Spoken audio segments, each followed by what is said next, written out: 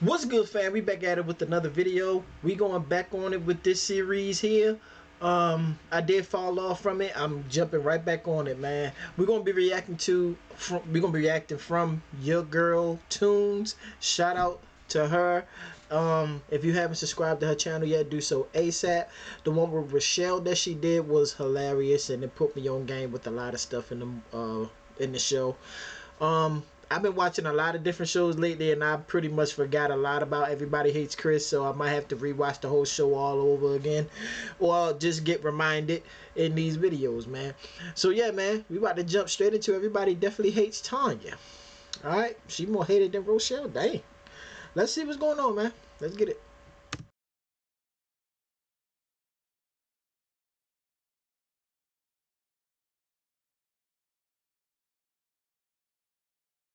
Let me say I'm the biggest hater. I hate the way that you walk, the way that you talk.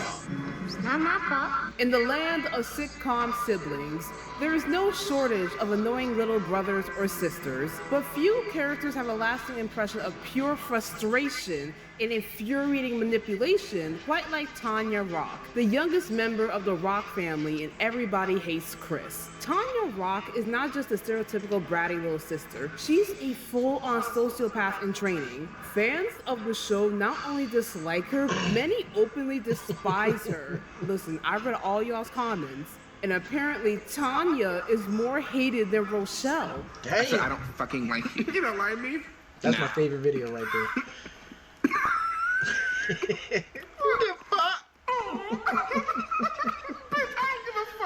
But why? What makes Tonya such a deeply frustrating character to watch? And why does her presence on screen elicit so much anger from viewers? Tonya's entire personality can be summed up with one word: manipulative. From the very first season, Tonya establishes herself as a master of lies, blame shifting, and blackmail. Tonya thrives on making life harder for everyone around her, and especially for Chris.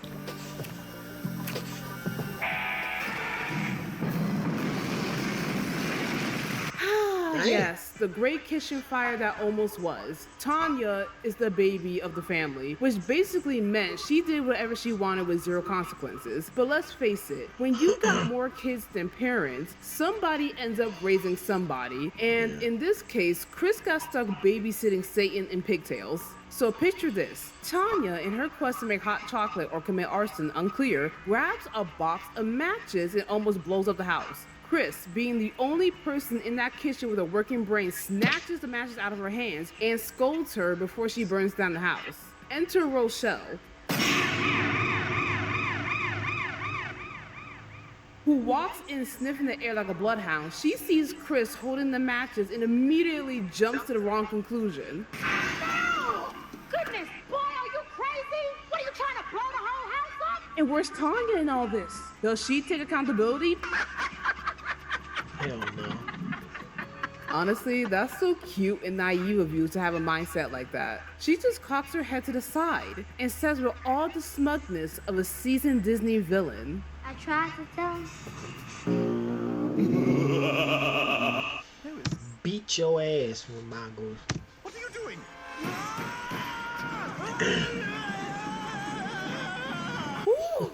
Oh my god, I saw red for a moment. That line alone is enough to make anyone's blood boil. I'm gonna keep it a buck. I probably would have smacked her in front of my mother, yo. Be like, yo, she's sitting on that with.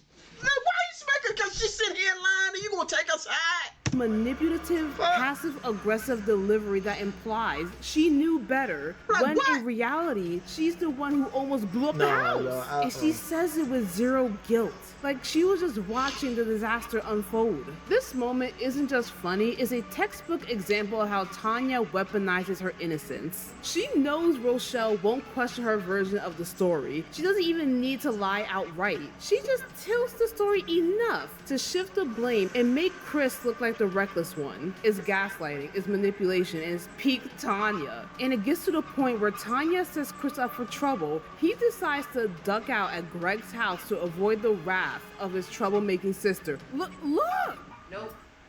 Hey! Is Chris home yet? Nope. Hey! Chris here yet? Nope.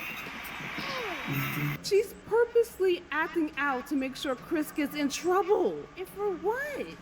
For what? Listen, I understand sibling beef like the next person, but Tonya is just doing the absolute most. Without Chris around, she actually has to behave like a normal, non-satanic child. Not to mention the time when Chris got suspended for smoking because fitting in with the cool kids apparently means developing lung cancer. The school calls home, but who picks up the phone? None other than Tonya Little Mix Extortion Rock. Instead of delivering the message like a normal sibling, she suddenly turns into a loan shark in pigtails. If you want me to keep this little secret, it's gonna cost you. She basically charges hush money like a mob boss, and Chris pays up because let's face it, the alternative is Rochelle flipping over a table and grounding him until 2029. While extorting your sibling is wrong, she did keep her word and didn't snitch on Chris, and for once, Chris doesn't get punished or blamed at the end of the episode, but he is on the FBI's most wanted list. Let's not forget the time Tonya made it her personal mission to ruin Drew's peace like it was her full-time job. No days off, no remorse, just pure little sister sabotage. Time Drew sat down to watch TV and enjoy a hockey game, Tonya would unleash her signature battle cry. Ma! Drew hit me! So, clap if you've ever wanted to kill somebody.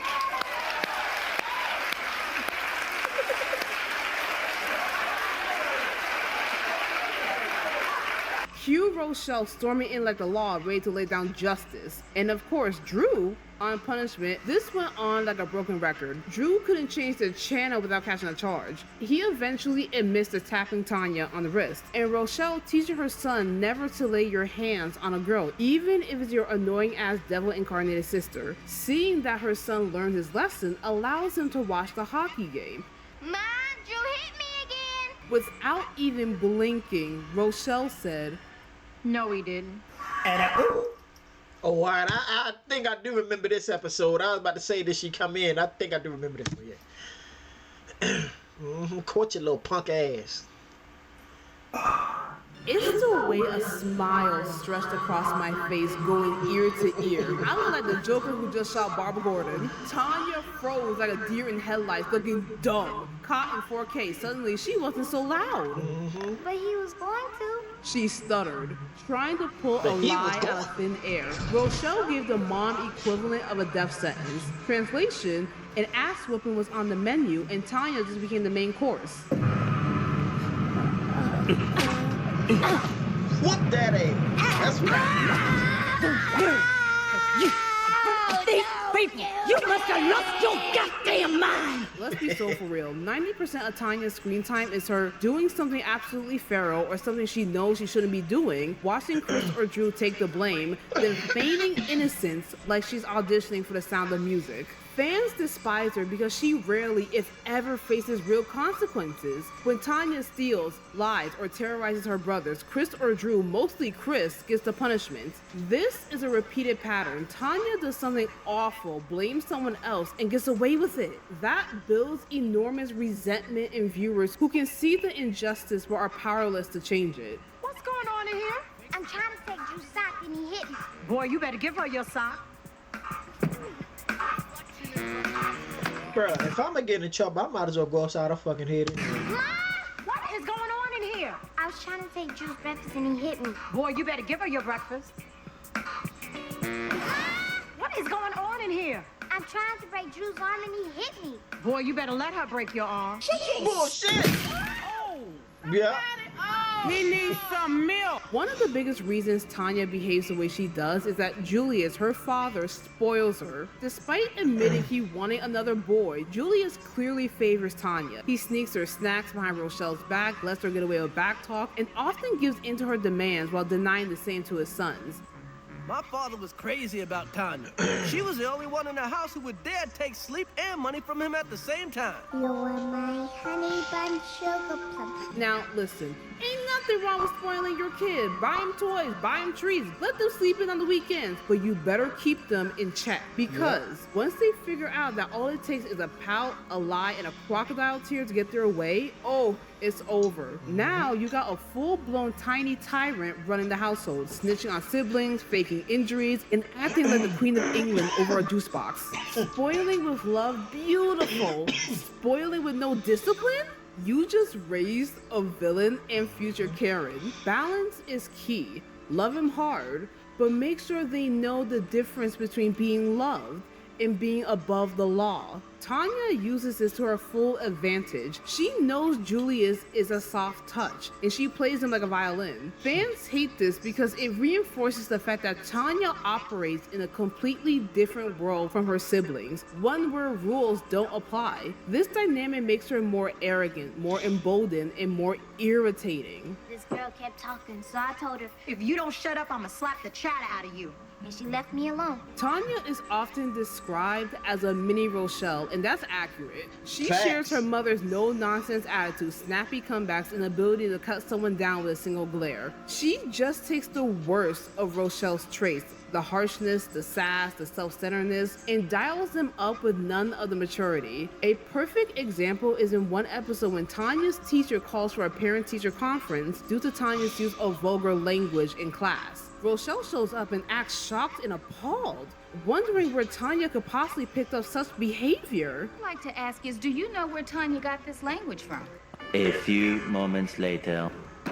She got it from this knot I'm about to put upside your head. 12 seconds later.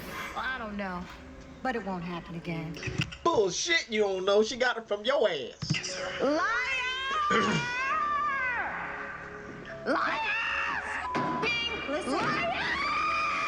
You have no idea where Tonya gets that attitude from. Of course, the irony is completely lost on Rochelle. Although Tonya mimics her mother's bluntness, threats, and sass to near perfection, the moment is a hilarious yet telling example how Tanya's worst habits are often a reflection of the adults in her life, particularly her strong-willed, no-nonsense mother, showing that the Rochelle effect is alive and well in her youngest child. Wow, you sound just like Mom. No, she doesn't. Yeah, the hell she does. Girl, what the fuck is you talking about?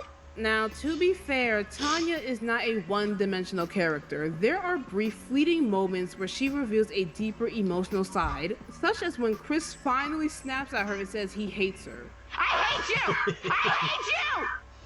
At that moment, Tonya is clearly hurt, showing that she cares about her brother's opinion, even if she doesn't show it most of the time. There's also her insecurity about not developing as quickly as other girls, leading to her to stuff a bra to appear more mature, which leads to a series of unfortunate events. Instead of logically hiding the bra in her room, Tonya hides it in her father's sock drawer, to which Rochelle finds. And she looks at the bra. First of all, this ain't my cup size, and two, it's pink. Rochelle, in all her wisdom, believes Julius has a mistress and threatens to knife at his jugular. I mean, to be fair, how would you react to find a bra you know damn well isn't yours in your husband's sock drawer?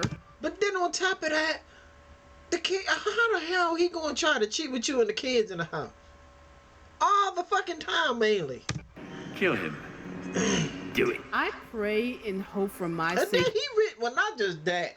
He was faithful as hell to her. I hate it when she And yours to never find a love like this, cause baby, Rochelle was ready to commit first-degree murder. She's out here looking at gun magazines, wondering how painful a shotgun recoil would be. Anyway, back to Tonya. And I'm gonna keep it a buck. Once you bring a knife and a gun out, it's fair game. I'm not even playing. You pull a knife out with me, try to stab me or a gun, I'm whooping your ass. I'm me sorry. trying to make her a sympathetic girl. Or the scene where she tries to make friends but ends up rejected because the other girls are more interested in Drew. But these moments of humanity are so rare and subtle, they do little to redeem her in the eyes of fans. It's almost like the writers knew she was becoming too despicable and tried to soften her occasionally. But these small acts don't outweigh the sheer volume of torment she unleashes on Chris. You see, this is your fault. You were in there doing something that you ain't had no business doing, and the next thing you know, nobody's business is everybody's business. Are you gonna put me on punishment? Is that your business? No. You'll find out what happens to you when it happens to you. Now go upstairs. At the end of the day, Tonya represents the unchecked power of a spoiled child in a household full of chaos. She is one of the primary reasons Chris could never catch a break, even at home. She exploits every weakness her parents have, uses every opportunity to ruin her brother's lives, and does it all with a smug, self-satisfied attitude. Unlike other sitcom brats like Megan Parker from Drake and Josh, who at least have redeeming moments or funny one-liners, Tonya often lacks humor in her cruelty. It's not just sibling rivalry, it's personal. Viewers don't laugh with her, they grimace. They don't see her as a lovable nuisance, they see her as a bully in a little girl's body. She triggers an emotional response from viewers, but the response is usually frustration, anger, and a desire to see her finally get what she deserves. And in a show like Everybody Hates Chris, fans hate Tonya the most. And as always, don't forget to like, comment, and subscribe to that notification bell so you never miss an update. And I'll see you guys next time. Bye! Bet this was a good one, man. Cause it's some stuff I didn't even know that she did. But yeah. Fellas, you could be a girl dad. But you do have to check your daughter at a young age. Tell her, like, look, you can't be out here doing this. You can't be doing this. It will actually teach her growing up how to really maneuver out in the world, because you can tell her all that, you can spoil her and tell her that she's all the greatest things in the world, and they'll big her head up, but when she get out into that fucking world, they gonna teach her something completely different than what you've been teaching her. That's my princess. She ain't do no wrong. She do that. I wish somebody would. And what the fuck is you gonna do when somebody go upside her fucking head? Cause you taught her that she's better than everybody, that she can do whatever she want and get away. No. The world is gonna teach her totally different. If you don't whoop her ass, if you don't check her in the household, somebody in the street gonna check her. And you do not want that. Trust me. But yeah, I'd have probably already threw her through a fucking wall if I was her brother already. Like, especially you gonna do that to me in front of mine. Like, yeah, I told. I'm like, what? Like, that wasn't even fucking me. She gonna really do. All right. Kick your ass when I go to sleep. Like, straight up, yo. That's crazy. She'd be hanging up in the closet somewhere, tied up. You're like, man, they hung me up in the car. You damn right. Y'all tied your sister up? Yes. She's getting on our damn nerves. But at the end of the day, I still love my sister. You know? I still love the fuck out of my sister. She ain't gonna be doing what the fuck she want to me. You know? I'm still her brother. If anything, I can do this shit to her, not nobody else. Except for the mom and pop. But no, I don't know. You know what I'm saying? If Pops get all crazy with beating her and shit, then I gotta fight Pop. But if he like Terry Crews size, I might have to get a bat or something. But that's neither here nor there. Yeah, man, I actually see why. But nah, to me, Rochelle did a lot. She did a lot. But it's like, it was Tonya's slimy little tricky. Yeah, I get it. But yo, if y'all agree with this, let me know down in the comment sections. If you like this reaction that I did, smash that like button for your boy. Again, comment down below what y'all thought of the video, and also let me know what else you want me to react to. I will be doing Julius next, so look out for that. Share the video and also subscribe to the channel for your boy, man. We out this piece. I appreciate y'all. I love y'all. See y'all in the next one.